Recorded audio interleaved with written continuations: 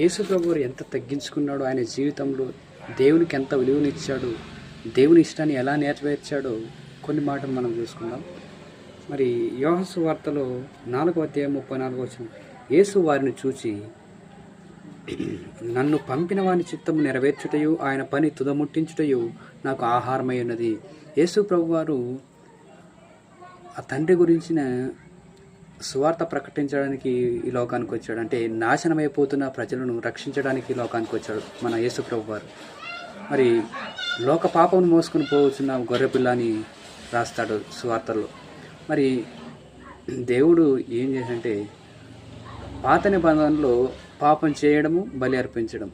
కానీ కొత్త నిబంధనకు వచ్చేసరికి ఇంకెవరు బలి తీయకూడదు, పాపం చేయకూడదని, పాపానికి మూగ జీవులు బలైపోతున్నామని, నేను నా కొడుకుని బలి అర్పించాలని దేవుడు అనుకున్నాడు.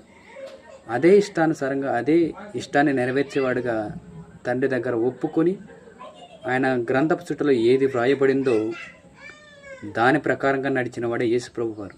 అంటే దేవునికి ఎంత అత్యున్నత స్థానం ఇస్తున్నాడు చూడండి. మనము దేవునికి విలువనిస్తున్నామా?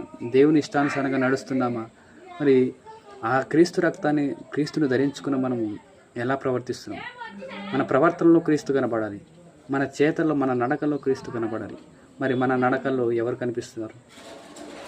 సాతాను మాయలో పడిపోయామంటే సాతాను సులువుగా చిక్కును పెట్టి పాపంలో పడివేస్తారు మనకి. కాబట్టి వీడియో వీక్షిస్తున్న ప్రతి ఒక్కరూ యేసు ప్రభు వారు ఎంతలా ఇష్టాన్ని, తండ్రి ఇష్టాన్ని నెరవేర్చాడో భూమి మీదకి వచ్చి మనం కూడా అదే పని చేయడానికి భూమి మీదకి వచ్చాం కదా. ఫిలిప్పీలకు రాసిన పత్రిక 2వ అధ్యాయము 5వ వచనం నుండి యేసు ప్రభు వారి గురించి రాయబడుతుంది. అక్కడ చూసుకుందాం. 2వ అధ్యాయం 5వ వచనము, క్రీస్తు యేసును కలిగిన మనసు ఈ మనసు మీరును కలిగి, ఆయన దేవుని స్వరూపము కలిగిన వాడై ఉండి దేవునితో సమానముగా ఉండట విడిచిపెట్టకూడదని భాగ్యమని ఎంచుకొని, మనిషిని పోలికగా పుట్టి దాసుని స్వరూపమును ధరించుకొని తను తానే రిక్తునిగా చేసుకుని. అంటే ఎంత తగ్గించుకున్నారు, ఎంతలా దేవుని ఇష్టాన్ని నెరవేర్చుకున్నాడు, ఎంత దేవుని ఇష్టాన్ని నెరవేర్చాడు. మనమంతా ఆయన జీవితంలో మనం నేర్చుకోవాలి కదా. 12వ ఏట దేవాలయంలో ప్రశ్నలు అడిగాడు శాస్త్రంలో, పరిచర్యలను. 12వ ఏట నేను దేవుని పనిలోకి వచ్చాడు.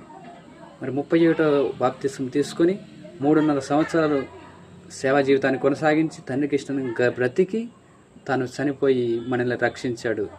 ఈ వీడియో వీక్షిస్తున్న ప్రతి ఒక్కరూ సబ్స్క్రైబ్ చేయండి, లైక్ చేయండి, షేర్ చేయండి, కామెంట్ చేయండి. Thank you.